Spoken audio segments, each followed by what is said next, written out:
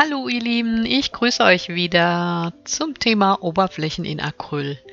Diesmal habe ich mit Backpapier gearbeitet und ihr seht hier schon mein Ergebnis. Den Weg dorthin zeige ich euch in diesem Video.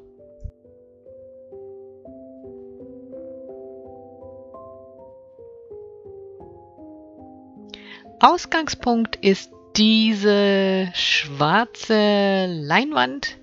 Den Keilrahmen habe ich einfach nochmal übermalt. Hier seht ihr das am Rand, den werde ich auch nachher noch schwärzen. Und auf diesem schwarzen Untergrund werde ich drucken. Dafür brauche ich zunächst ein hochpigmentiertes Weiß. Das kann eine Acrylfarbe sein oder auch ein Gesso. Ich habe hier Gesso, der ist sehr schön deckend. Weiterhin brauche ich für meinen ersten Schritt ein Stück Backpapier.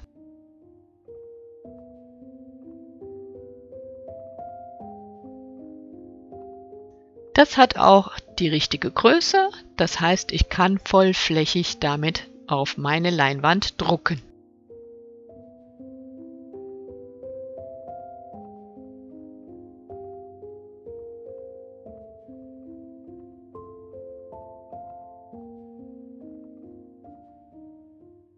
Zunächst trage ich mit einem Pinsel mein Gesso auf das Backpapier auf.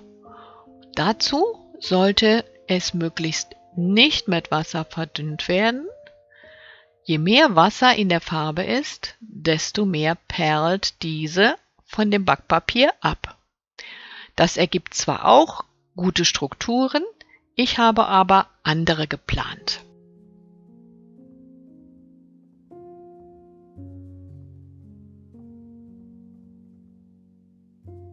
Heute muss ich etwas zügiger arbeiten. Es ist sehr heiß, die Farbe trocknet sehr schnell und für das Drucken muss sie natürlich noch feucht sein.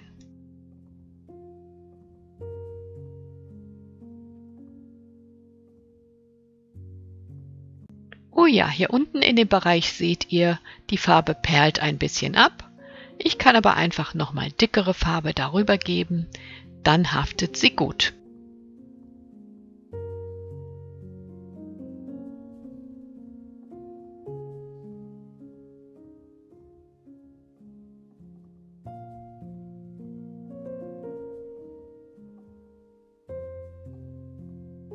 Das Ganze drehe ich nun einfach herum und platziere es ganz vorsichtig auf meine Fläche.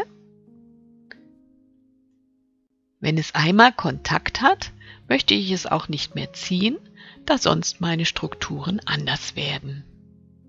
Nun greife ich mir einen Gegenstand, einen Pinselstiel in diesem Fall, und ziehe Linien auf der Rückseite, die man später als Druck sehen wird.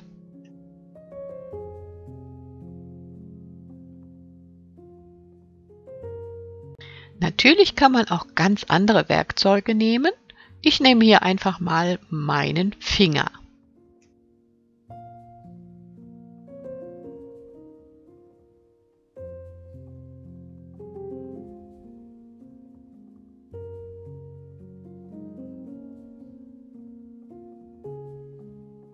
Mal schauen, kann man schon was sehen? Ja, ich mache noch ein bisschen weiter.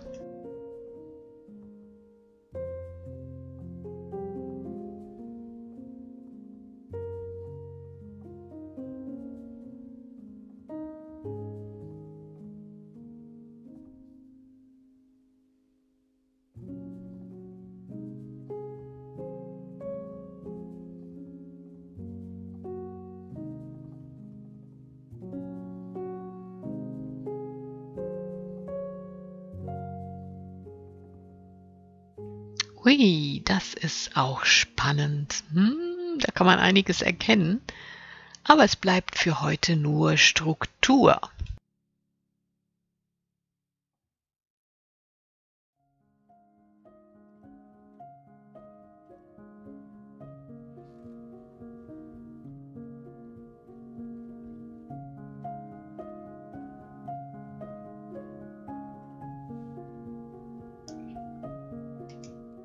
Das trockne ich zunächst mal ganz gründlich, bevor es weitergehen kann.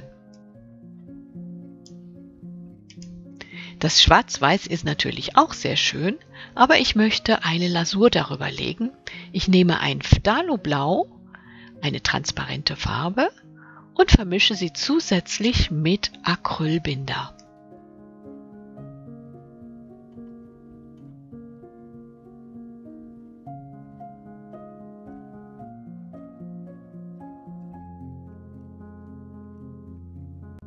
Diese Lasur macht aus dem Weiß ein leuchtendes Blau. Das Schwarz verändert sich wenig, erhält aber einen kühleren Touch.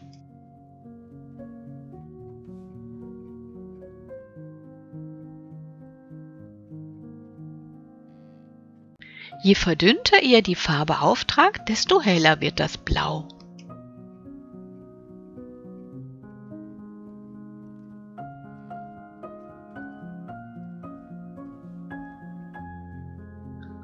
Wo die Farbe zu dicht ist, wische ich mit einem Tuch einfach wieder etwas weg.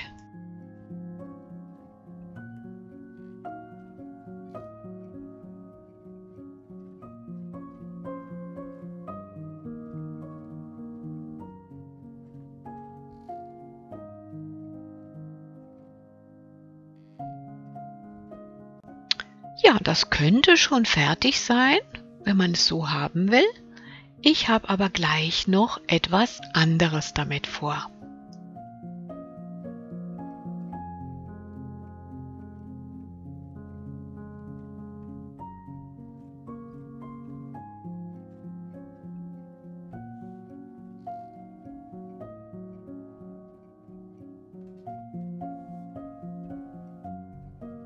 Meinen Pinsel drücke ich gut aus und dann nehme ich mir noch etwas von dem Gesso.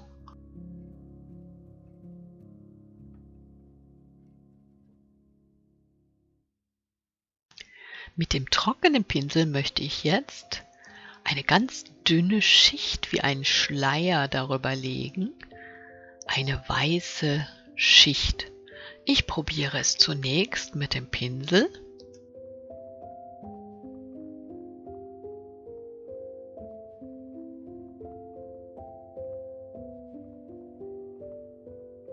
Dann nehme ich mir ein feuchtes Fließtuch und reibe die Farbe einfach ganz dünn auf die Bildoberfläche.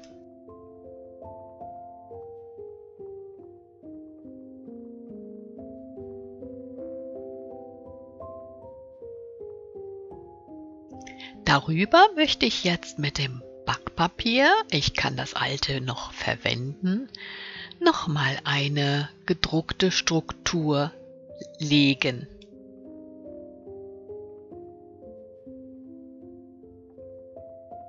Ich wiederhole also den ersten Schritt.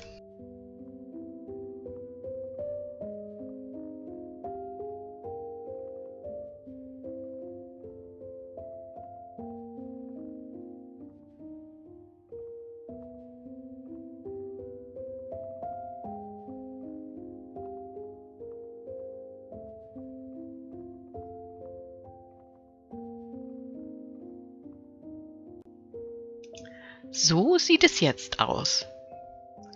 In die feuchte weiße Schicht kann ich jetzt noch einige Kratzer hineinmachen.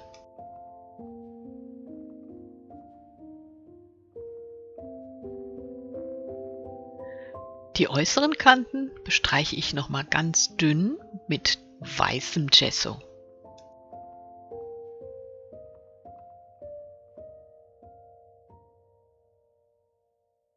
Und kratze nochmal hinein.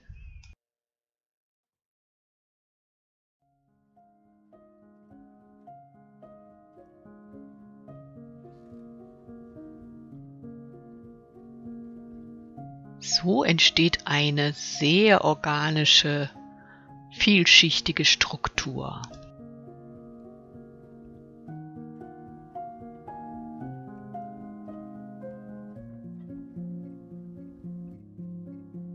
Das muss, wie immer, gut trocknen.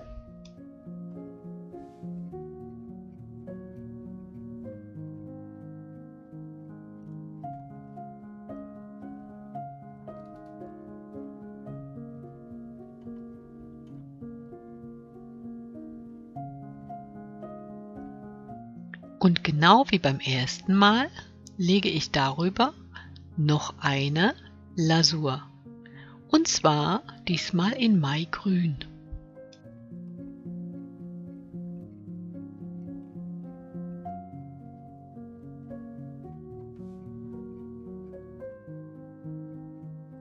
Die weißen Spuren verwandeln sich in ein helles Grün. Das Dunkel im Hintergrund bekommt auch einen leichten Grünton. Ich achte aber darauf, dass die Lasur nicht so gleichmäßig ist und an einigen Stellen das Blau noch hindurch scheint.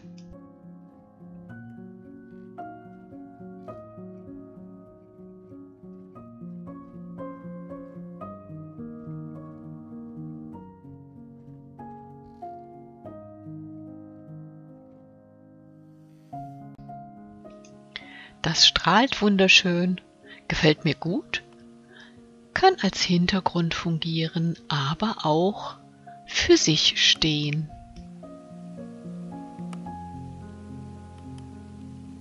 Im Grunde ist es eine Kombination aus zwei Techniken, dem Drucken mit Hilfe des Backpapiers und der anschließenden Lasuren.